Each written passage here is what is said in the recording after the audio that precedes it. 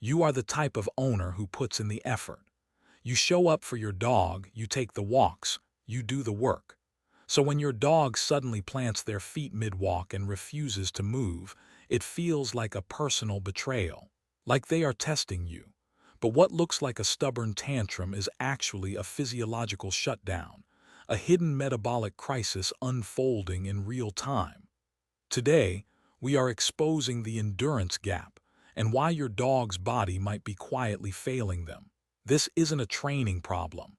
It isn't a dominance problem. And it definitely isn't your dog being difficult just to frustrate you. What's happening in those frozen moments is something far more important than bad behavior. And once you understand it, you'll never look at a mid-walk sit-down the same way again. Let us get into it. Let us start with what most people believe. When a dog stops dead in the middle of a walk, sits down, and refuses to move, the instinct for most owners is to assume one of two things. Either the dog is tired of following rules or the dog is testing boundaries. Both of those explanations feel logical on the surface. They match the narrative we've been sold about dogs for decades: stubborn, willful, dominant, in control. But here's what nobody tells you. That narrative is wrong. And more than being wrong, it is actually dangerous. Because when you misread a physiological signal as a behavioral one, you stop looking for the real problem. What's actually happening when your dog hits that invisible wall? Think of it this way. Your dog's body is running on fuel, just like a car engine. That fuel is a mix of blood glucose, glycogen stored in muscle tissue, and oxygen-carrying capacity in the blood.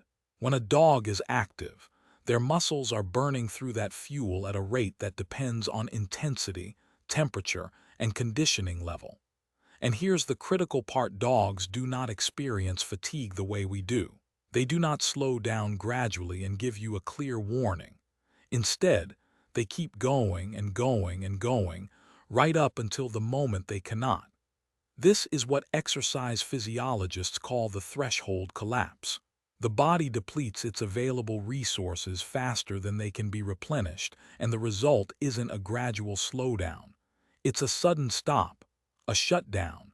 The dog's legs feel heavy, their coordination drops, their core temperature spikes, and the brain, the same brain you think is being stubborn, actually starts sending emergency signals to protect vital organs.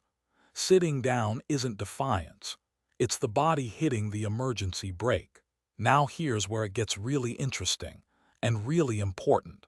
Dogs with high drive, the ones who are always eager, always pushing, always ready for the next thing, those dogs are actually at greater risk of hitting this wall than calmer dogs. Why? Because drive and stamina are not the same thing.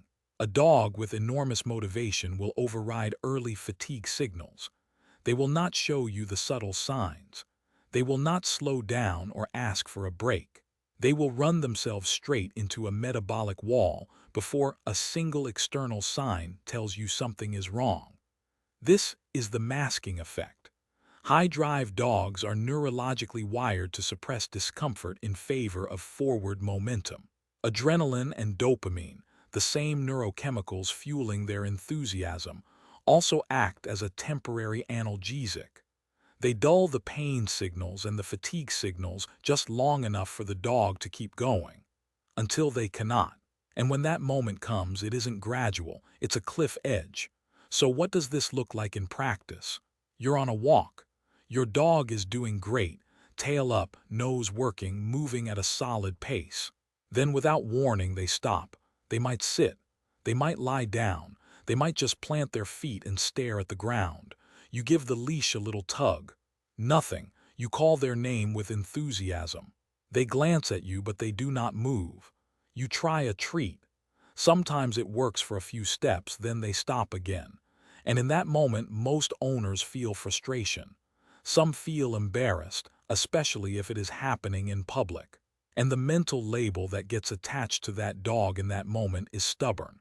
But look at what you are actually seeing. A dog who was moving freely, who then suddenly cannot. That's not a behavioral shift. That's a physiological one.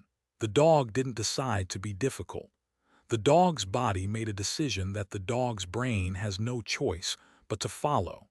There are other signals that often get misread in the same way.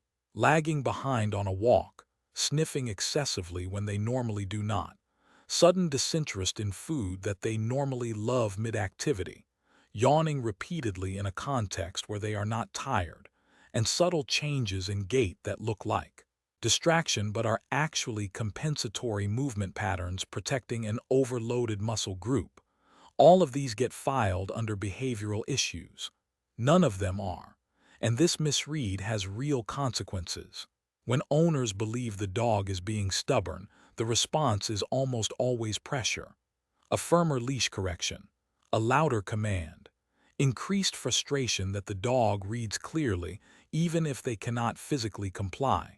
And that pressure, applied on top of a body that is already in physiological distress, doesn't just fail to help. It actively makes things worse. It elevates heart rate. It increases core temperature. It adds psychological stress on top of physical stress. And it teaches the dog that the walk, the thing that should be one of the best parts of their day, is now associated with conflict and confusion. Here's the deeper issue. Most dogs are being asked to do more than their current conditioning actually supports. We tend to think about dog fitness in a very binary way. Either the dog is healthy, meaning they can do whatever activity we want, or they are sick, meaning something is visibly wrong. But conditioning exists on a spectrum, and a dog can be perfectly healthy in a clinical sense, while being completely underconditioned for the demands being placed on their body. A dog who spends most of their time in a house or yard, but then goes on a 45-minute intense walk, has not been built for that output. Their cardiovascular system, their muscular endurance, their glycogen storage and replenishment, none of it has been trained up to meet that demand. And so the wall comes earlier than it should. And when it does, it looks like stubbornness. Understanding this changes everything about how you approach your dog's activity. It shifts the question from, "Why will not my dog listen?" to, "What is my dog's body actually capable of right now?" And that is a question worth taking seriously. If this reframe landed for you, there's more worth exploring. The next step is understanding how to actually build your dog's endurance in a way that matches their biology, not just their enthusiasm. Take what you learned here and start paying attention differently on your next walk. Not to what your dog refuses to do, but to what their body might be trying to tell you.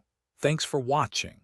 If you loved this video, scan the QR code on the screen right now to subscribe and join the Pawsome Life family. Give your dog a belly rub for us, and we will see you in the next video.